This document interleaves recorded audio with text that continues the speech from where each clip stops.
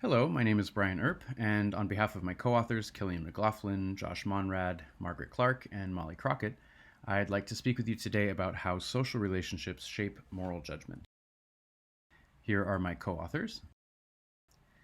Now, a lot of research in moral psychology over recent years has focused on somewhat strange or unlikely situations, often involving a crisis or an emergency of some kind, where the people interacting with each other are often strangers. Now, we think it's important to study these kinds of situations, but we also feel that a lot of our moral decisions in everyday life happen in the context of more mundane situations, where the interaction partners are familiar to one another and stand in particular social roles with respect to one another. So we wanted to bring together research in moral psychology with insights from the science of relationship. Study relationally situated moral judgments. Now, there's a small empirical literature which suggests that one and the same action may be judged very differently depending on who is involved and their relationship to one another. So just imagine that someone fails to provide a free meal to a hungry individual. How wrong is that? Well, it seems like it's going to depend on the relationship. If this is a parent failing to feed their own hungry child, that's likely to be seen as very morally wrong. Whereas if it's a local restaurant owner failing to feed a non paying customer, that seems like that would be judged less morally wrong, if wrong at all. So we have to ask ourselves, what different types of relationships are there in society so we can begin to build out this kind of analysis.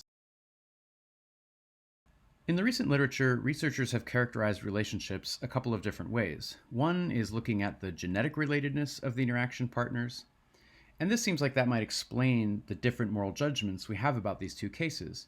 The parent child relationship is obviously a kin based relationship, and there are evolutionary reasons why kin often look after the welfare of each other, whereas a customer seller relationship is a non kin based relationship. Another way of characterizing relationships is in terms of the social closeness or interdependence of the interaction partners. And you might get a similar set of judgments here. So the parent child relationship is a socially close, interdependent relationship, and people in socially close relationships want to promote each other's welfare, so that seems like that could explain this kind of case.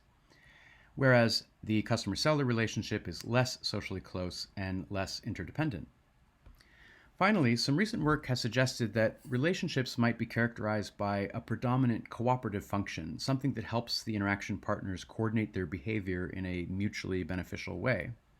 So the parent-child relationship is coordinated by a norm or a function of care, whereas the customer-seller relationship is based more around a norm of reciprocity. And again, because they're governed by different norms, this might help us explain why it's seen as more wrong in the one case to fail to feed the hungry individual. Now, this existing work has focused on one main function that a given relationship might serve, like the care function for the parent-child relationship. But the parent-child relationship, to use that example, also is governed by other norms, like a hierarchy norm, because parents and children often have highly unequal power, standing, and authority. So in some recent work, we proposed that it would be good to measure the multiple cooperative functions that are served by any given relationship, and to use that information to try to make more fine-grained predictions about how wrong various actions will be judged to be in the context of different relationships. So here's our research question.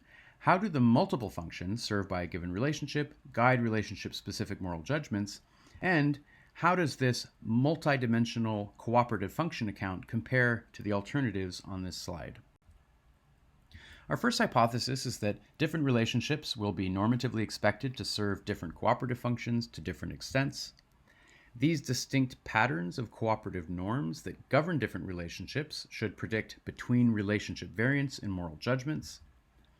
And we expect that this model will do better than the others that I mentioned previously. Our first step in this research project then was to measure and estimate the population level functional expectations for different relationships. But we had to ask ourselves, which sets of functions should we use for this research?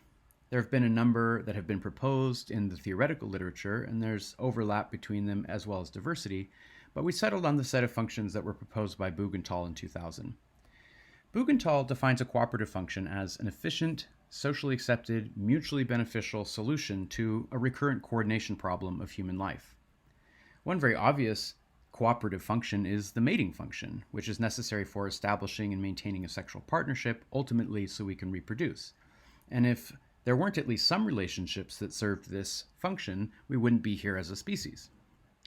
Care is for giving or receiving non-contingent support to promote the overall welfare of the other interaction partner.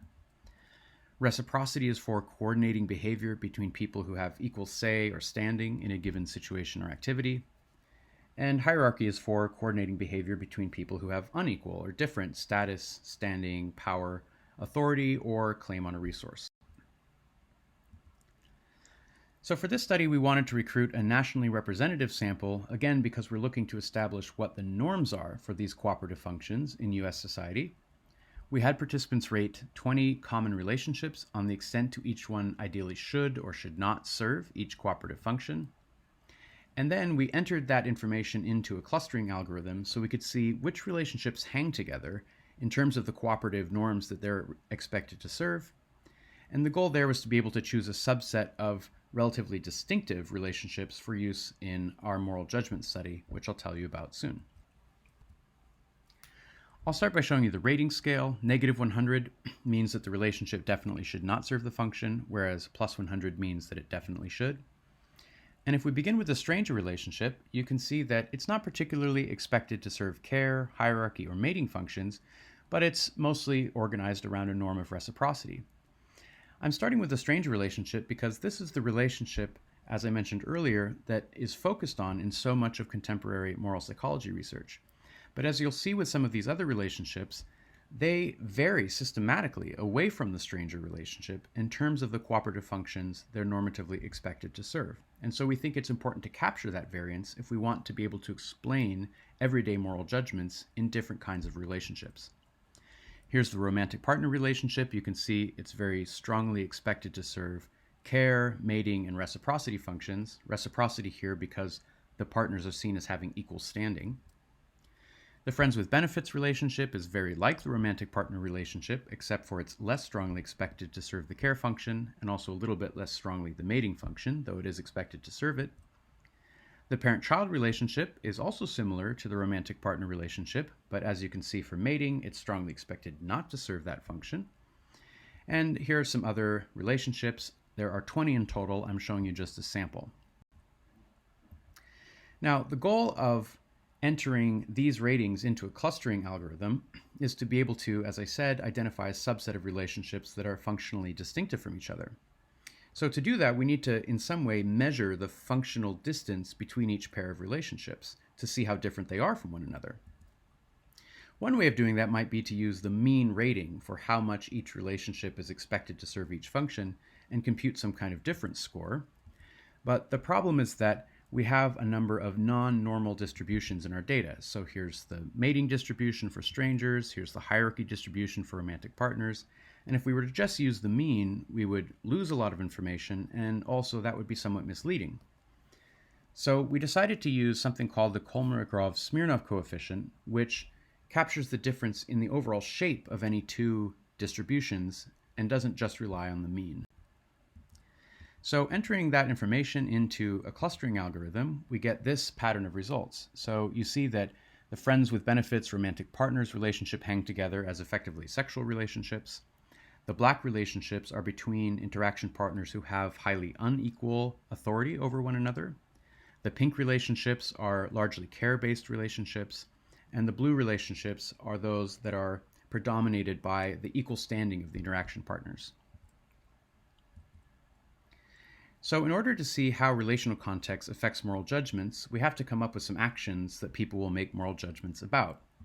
What we did was we had a large pool of actions that we thought might weaken these different norms, and then we had trained judges rate them on the extent to which each one would characteristically violate each of the functions. So here are some example items.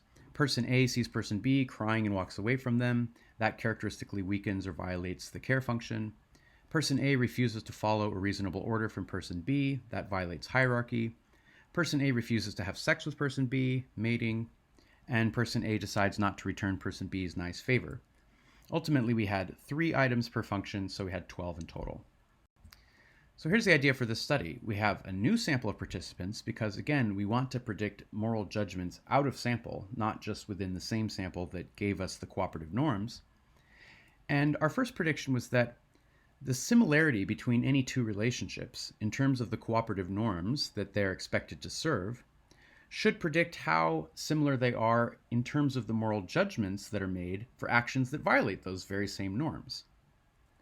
And our second prediction was a little bit more direct. We wanted to see if we could take the cooperative norms from sample 1 and enter them into a linear regression equation to directly predict sample 2 moral judgments, controlling for all the demographic variables that we collected.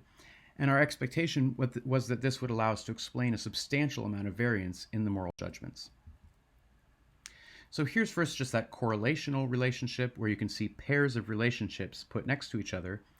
And on the x-axis, you have how far apart any two relationships are in the cooperative norms that govern them.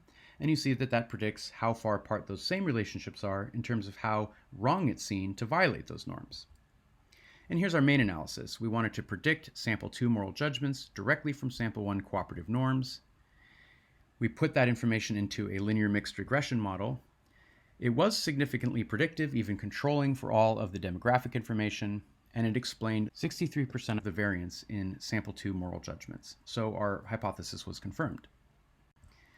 Now, we wanted to compare this with alternative models, which I'll go over very briefly here. We had a new sample of participants rate all 20 relationships on how much each one is characterized by social closeness and interdependence. We were going to enter that information into the same model I just described. Here are the items we use for social closeness and interdependence, and of course, genetic relatedness can be determined objectively. And basically what we find is that none of these other alternative models are predictive of moral judgments, whereas our 4-dimensional model, this is care, mating, hierarchy, and reciprocity for our cooperative norms model, remain predictive, even controlling for the other variables. So here are 3 hypotheses. All 3 of them were confirmed. And I just want to thank all of these lab members and the statistical support we had at Yale, and to thank you for your time and attention.